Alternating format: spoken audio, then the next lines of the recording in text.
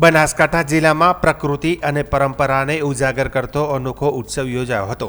રાજ્યના વન અને પર્યાવરણ વાહન વ્યવહાર તેમજ ક્લાઇમેટ ચેન્જ રાજ્યમંત્રી પ્રવીણભાઈ માળીના અધ્યક્ષસ્થાને દાંતા તાલુકાના પીપળી વાવ ખાતે રાજ્યમાં સૌપ્રથમ વખત કેસુડા મહોત્સવ 2026નું ભવ્ય આયોજન કરવામાં આવ્યું હતું।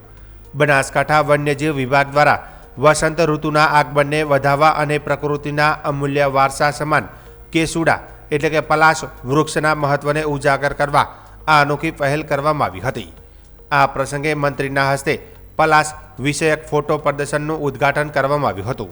પ્રદર્શન દરમિયાન કેસુડાના વૃક્ષના સૌંદર્ય, તેની પર્યાવરણીય ઉપયોગિતા અને વિવિધ ઔષધીય ગુણધર્મોને દર્શાવતી મનમોહક તસવીરો રજૂ કરવામાં આવી હતી।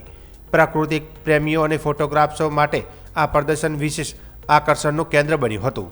મહોત્સવ દરમિયાન વસંત ઋતુની ખુશી વ્યક્ત કરતા સાંસ્કૃતિક કાર્યક્રમો પણ યોજાયા હતા।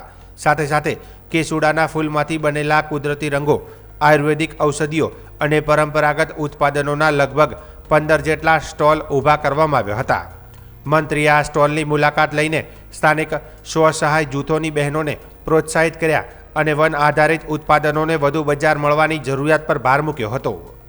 મંત્રી પ્રવીણ માળીએ જણાવ્યું કે કેસુડો આપણા સમાજની સાંસ્કૃતિક, ઔષધીય અને પર્યાવરણીય પરંપરાનું પ્રતીક છે। વસંત ઋતુમાં ખીલતા કેસુડાના અગ્નિરંગી ફૂલો પ્રકૃતિના સૌંદર્યને વધારવા ઉપરાંત ઔષધીય ગુણધર્મો ધરાવે છે। આ પ્રકારના મહોત્સવો દ્વારા વન સંપદાનું સંરક્ષણ થશે તેમજ આદિવાસી સમાજ માટે રોજગાર અને આવકના નવા અવસર ઊભા થશે। કાર્યક્રમમાં પૂર્વ મંત્રી અને ધારાસભ્યએ કેસુડા ટ્રેલની મુલાકાત લઈને રોજગારીના સંભવિત અવસર અંગે નિરીક્ષણ કર્યું હતું।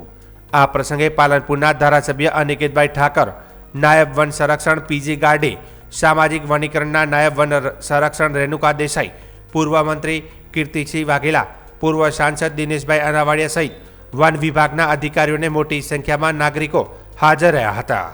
બનાસકાંઠા ફોરેસ્ટ ડિપાર્ટમેન્ટ વાઇલ્ડલાઇફ દ્વારા આજે કેસુડા ઉત્સવ 2026ની ઉજવણી પહેલીવાર કરવામાં આવી છે। કેસુડો આપણી બનાસની ઓળખ છે। બનાસના જંગલોની અંદર કેસુડા એક ઇકોનોમી તરીકે પણ કામ કરે છે। આદિવાસી ભાઈ બહેનો પોતાની રીતે પગભર નિર્ભર થાય તેના માટે પણ કેસુડો અતિ મહત્ત્વનો છે। રમણીય તો લાગે છે, એની સાથે સાથે કોઈના જીવનની અંદર એ અજવાળું પણ પાથરે છે।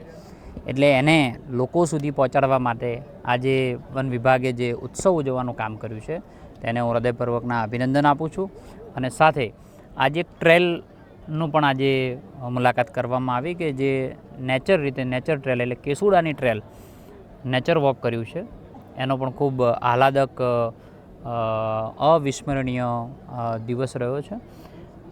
ગુજરાત અને પ્રકૃતિ પ્રેમી લોકોને, ગુજરાતભરના નાગરિકોને મારી વિનંતી છે કે બનાસ આવો તો એકવાર કેસુડાની ટ્રેલની અંદર આવવું જોઈએ। બનાસ આવો તો દાંતાના જંગલોમાં કેસુડાને જોવા માટે આવો। બનાસમાં આવો ત્યારે અહીંના આદિવાસી ભાઈ બહેનોના જીવનમાં કંઈક અજવાળું પાથરીને જઈએ, તે માટે તેમની બનાવેલી વસ્તુઓને પણ આપણે ખરીદીએ તેવી હું વિનંતી પણ કરું છું। સાહેબ, ખાસ કરીને આ વખતે જે રીતે કેસુડો ખીલ્યો છે આ દાંતાની વનરાઈમાં, એ રીતે 2027માં પણ દાંતા તાલુકામાં કેસુડો ખીલશે સાહેબ? કેસુડો ખીલે એટલે કેસરીયો રંગ ચારે બાજુ દેખાય આપણને। પહેલાં પણ કેસુડો કેસરીયો ખીલ્યો હતો અને 27માં પણ ખીલશે।